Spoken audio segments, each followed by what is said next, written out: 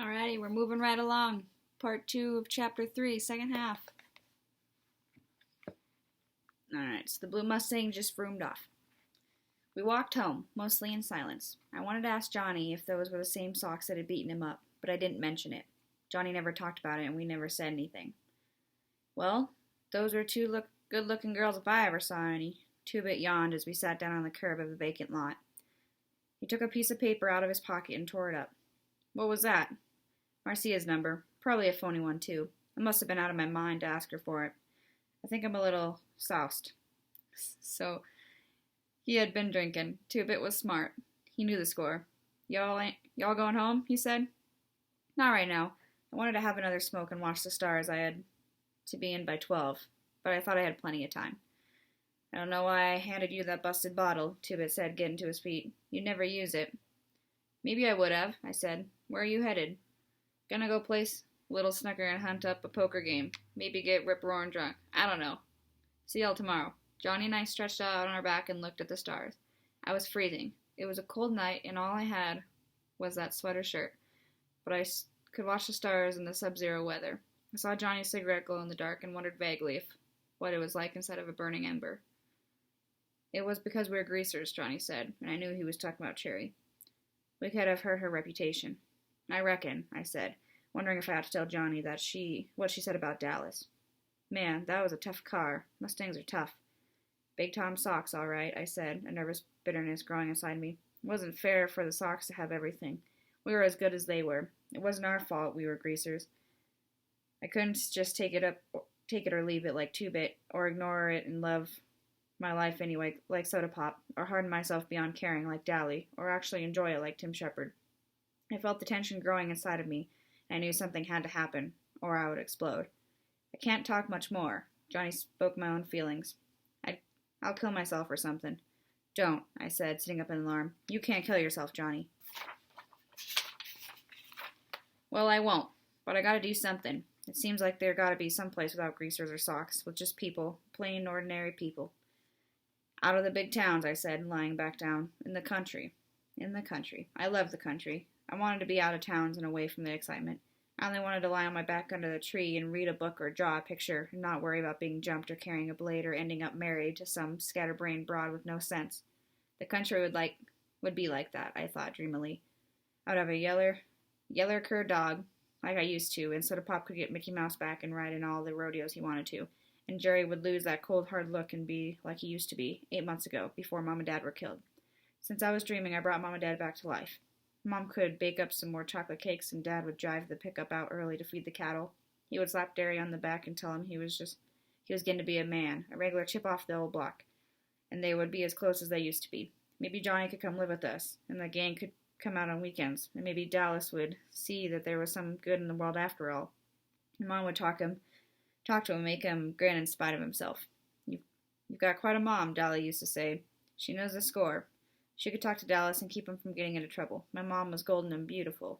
Pony boy, Johnny was shaking me. Hey, Pony, wake up. I sat up, shivering. The stars had moved. Glory, what time is it? I don't know. I went to sleep too, listening to rattle on and on. You'd better get home. I think I'll stay out here all night. Johnny's parents didn't care if he came home or not. Okay, I yawned. Gosh, it was cold. If you get cold or something, come on over to our house. Okay. I ran home, trembling at the thought of facing Derry. The porch light was on. Maybe they were asleep and I could sneak in, I thought. I peeked in the window. Soda Pop was stretched out on the sofa, sound asleep, but Derry was in the armchair underneath the lamp, reading the newspaper. I gulped and opened the door softly. Derry looked up from his paper. He was on his feet in a second. I stood there, chewing on my fingernail. Where the heck have you been? Do you know what time it is? He was madder than I'd seen him in a long time. I shook my head wordlessly. Well, it's 2 a.m, kiddo. Another hour and I would have had the police out after you. Where were you, Pony boy? His voice was rising. Where in the almighty universe were you? It sounded dumb, even to me, when I stammered. I went to sleep in the lot. You what? He was shouting, and Soda Pop sat up and rubbed his eyes. Hey, Pony boy, he said sleepily. Where you been? I didn't mean to, I pleaded with Derry. I was talking to Johnny, and we both dropped off. I reckon it never occurred to you that your brothers might have been worrying their heads off and afraid to call the police because something like that could get you two thrown in a boys' home so quick it'd make your head spin. And you were asleep in the lot? Ponyboy, what on earth is the matter with you? Can't you use your head? You haven't even got a coat on.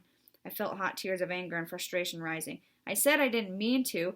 I didn't mean to, Derry shouted and almost shook. I didn't think. I forgot. That's all I hear out of you. Can't you think of anything? Derry, Soda Pop began, and Derry turned on him. And you keep your trap shut. I'm sick and tired of hearing you stick up for him. He should never yell at Soda. Nobody should ever holler at my brother. I exploded. You don't yell at him, I shouted. Derry wheeled around and slapped me so hard that it knocked me against the door. Suddenly it was quiet. We had all frozen. Nobody in my family had ever hit me. Nobody. Soda was wide-eyed. Derry looked at the palm of his hands where it had turned red and looked back at me. His eyes were huge. Pony boy. I turned and ran out the door down the street as fast as I could. Derry screamed, Pony, I didn't mean to. But I was in the lot by then and pretended I couldn't hear. I was running away. It was plain to me that Derry didn't want me around. I couldn't stay if he did. He wasn't ever going to hit me again. Johnny, I called. Started when he rolled over and jumped up almost under my feet. Come on, Johnny, we're running away. Johnny asked no questions. We ran for several blocks until we were out of breath. Then we walked. I was crying by then. I finally sat down on the curb and cried, burying my face in my arms. Johnny sat down beside me, one hand on my shoulder. Easy, Pony boy, he said softly. We'll be okay. I finally calmed down and wiped my eyes on my bare arms. My breath was coming up in quivering sobs. Got a cigarette? He handed me one and struck a match. Johnny, I'm scared. Well, don't be. You're scaring me. What happened? I've never seen you bawl like that. I don't very often. It was Derry. He hit me. I don't know what happened, but I couldn't take him hollering at me and hitting me too. I don't know. Sometimes we get along okay, and then suddenly he blows up on me, or else is nagging at me all the time. He never used to be like that. We used to get along okay, before Mom and Dad died. Now he just can't stand me. I think I like it better when the old man's hitting me, Johnny sighed. At least I know he knows who I am. I walk in that house and nobody says anything. I walk out and nobody says anything. I stay away all night and nobody notices. At least you got Soda. I ain't got nobody. Shoot, I said, suddenly startled out of my misery. You got the whole gang. Dolly didn't slug you tonight because you're the pet. I mean, golly, Johnny, you got the whole gang. It ain't the same as having your folks care about you, Johnny said simply. Just ain't the same. I was beginning to relax and wonder if running away was such a great idea. I was sleepy and freezing to death, and I wanted to be home in bed, safe and warm underneath the covers, with Soda's arms around me. I decided I would go home and just not speak to Derry. It was my house as much as Derry's, and if you wanted to pretend I wasn't alive, that was just fine with me. You couldn't stop me from living in my own house. Let's walk to the park and back. Then maybe I'll be cooled off enough to go home. Okay, Johnny said easily. Okay. Things gotta get better, I figured. They couldn't get worse. I was wrong. All right, end of chapter 3.